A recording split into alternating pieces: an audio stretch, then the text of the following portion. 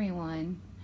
So we are getting ready and packing for our trip to New Mexico. So we're going from Texas to New Mexico, and we are getting ready for cold weather since it's a lot cooler there, about 20 degrees cooler there than it is here in the city. So I will show you how we are packing. This is Annabelle. She will be 12 weeks tomorrow, and she's about 10 and a half pounds. Hi, pretty girl. She's about 10 and a half pounds and about 21, probably 22 inches long. We just transitioned into 0 to 3 month clothes out of newborn. She was born at 6 pounds, so she's a little bit later into the clothes changing, even though she's older. So I'm going to show you how we have packed up, or how I am packing up all of her different items for our trip. It is a road trip. It's about 7.5 hours away from where we're at. So I will show you all that, but I wanted to introduce you first to Annabelle. So this is all of her clothes set out per day, and I'll explain this in more detail here in a minute when I set the camera up so I can show you how all this gets folded and put into these containers. So each day there is a whole set of clothes. 1, 2, 3, 4, 5, 6, 7. And then I have what she's wearing the day of, and then just an extra pack that goes in the diaper bag that stays in the diaper bag. So I will show you now how all of this one stack and what's all included in it gets put into these 5-star pencil expandable pouches. Okay, so like I said before, these are expandable 5-star pouches that you can get. So what they are is they actually expand all the way around, which I will show you something really cool about this here in a minute once we get everything folded and put into this. So you're probably asking me, okay, well, what are you taking with you? So these are the items that I'm taking. We have a bib, and then in each set, okay, so all these sets have the same thing. They have a hat, mittens, socks, a pair of pants, a regular onesie, more socks, a long sleeve onesie, a vest or a jacket, this one has a hood, and a sleeper, so that one has feet. So the way that I have done this is, so my hat and my socks and my mittens all go together in the one outfit. So then what I do is I just take these outfits, center all of this, pull this in, pull the other side in, so that way we are making a nice long section, and then we are just going to fold 3 times. Now this little bit on the end for the onesie, I just go ahead and fold that in and then fold that up to the top. Okay, so that's one set, and then that goes in our little container. And that normally goes in the middle for me because I know where to get it from. So then we have her long sleeve. So again, same concept. This is the KonMari way of folding clothes. At least, you know, my version of it, because I'm sure I'm not perfect at it. And then we just fold this up.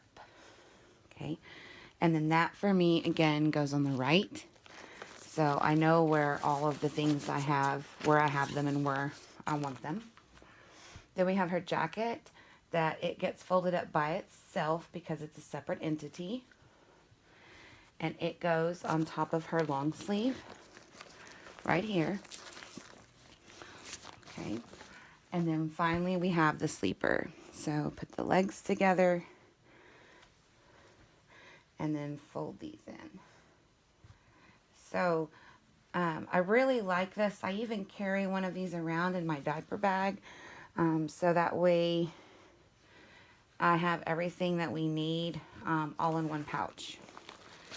Alright, so then there are the clothes, and then the only thing I have left is her bib. So it just gets folded up, and that goes in the middle. And then I also have what I use, which is a diaper cloth. So these are just the pre-folds. And this also is going to go right here in the middle. So you might think this is really thick, but once you get this zipped up, because of the fact that it's expandable, now what we can do is we can go ahead and zip this too, and this acts as a compression on all of those clothes. So we just get it good and zipped all the way back around. And now there is my entire day's worth of clothes, including a sweater or sweater vest, all in one little packet. And then in addition to the daily clothes, I also have these, which is all of her swaddle blankets. This packing cube is a Samantha Brown from HSN, and I love these. One side says wear me, and then you can open the other side and it says wash me. So that way when it gets dirty, I can just stick it on this side and I know which side is dirty and which side's not. In addition to that, I will also be putting some Gallon Signs baggies in here. So in case they do get really dirty, I can just stick them in the baggies, hand wash them, dry them, and then stick them back in this. Okay, so I wanted to show you what it's all in. I will put it in the description below what bag this is, Vera-wise. I can't remember off the top of my head. So as you can see, this is the bag.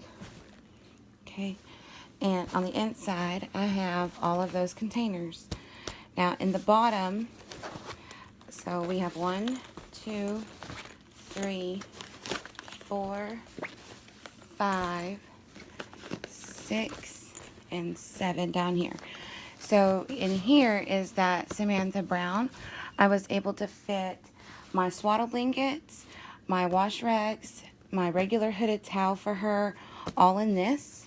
And sorry, that's really, you can't see it, but it's at the bottom of this. And then here again is just all these pods, if you will, that I made out of these 5-star collapsible bags, and they just fit great. And so all I have to do is grab one of these, and then that's my clothes for the entire day. So no matter what we're doing or where we're at, you know, traveling, because, you know, we're going on vacation, but we're going to the mountains, so we're not going to be staying in the cabin the whole time. We're going to be going to campsites and stuff like that.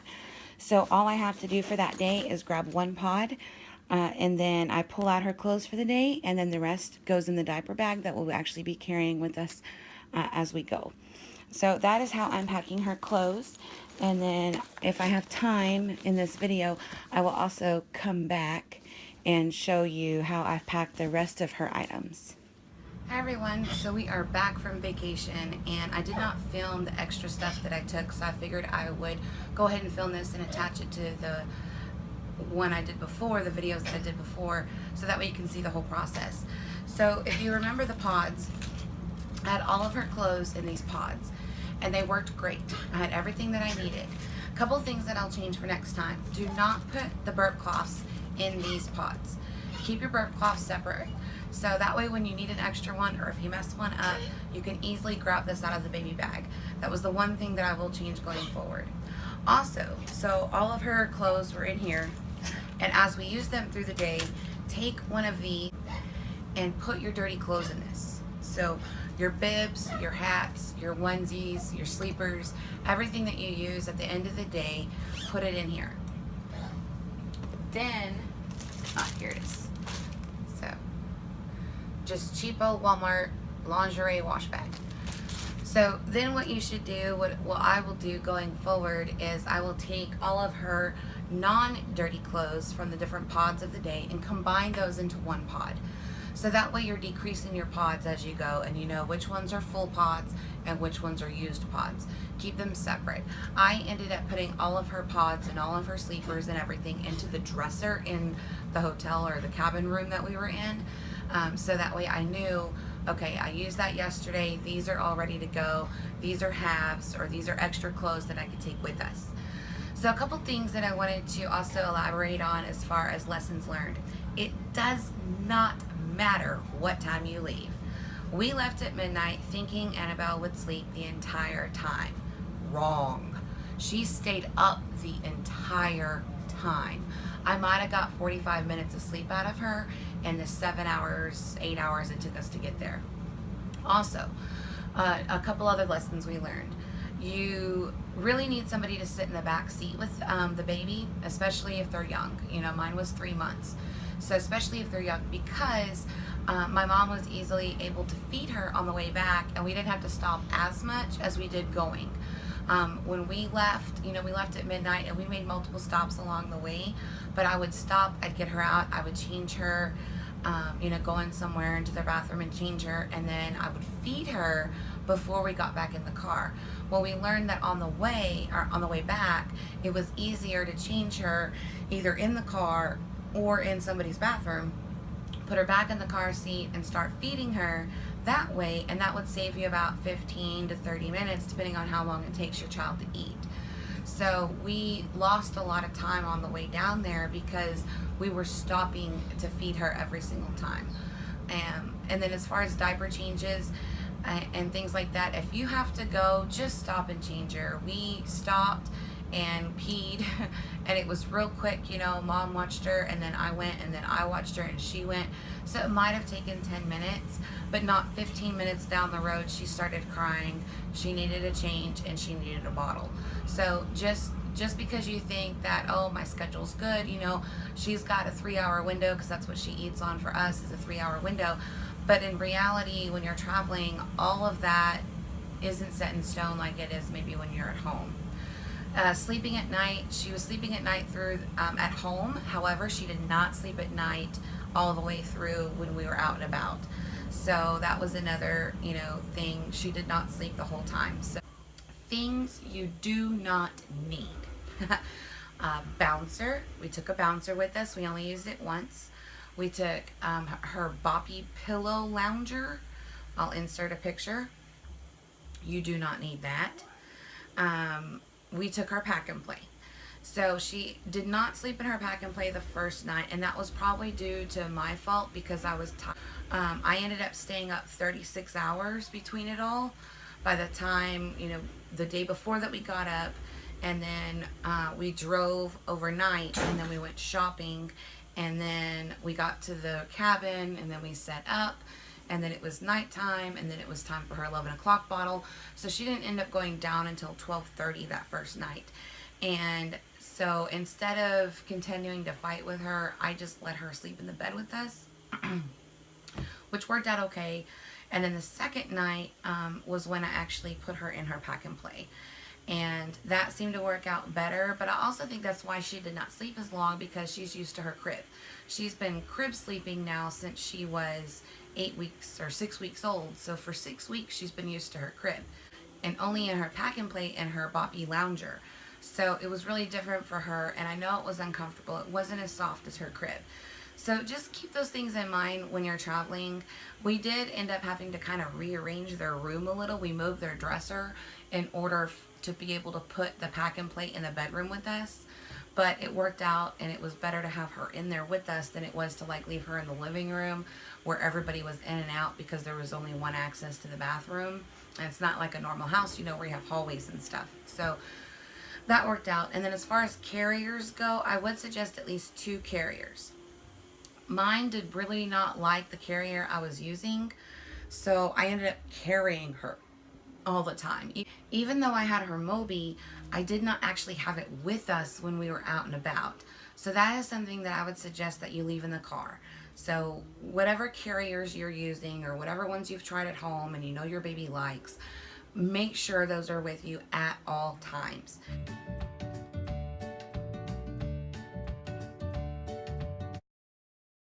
So we ended up buying her one of those round things, you know, spinning round things that goes on your car seat. And that was a lifesaver. Because it's dark and my car's black too, but on the way back it was light because we left in the morning. She ended up playing with that thing so much. She would bat at it, she would grab it, she'd laugh at it. I'm not sure when we'll take another one, but we had a really great time.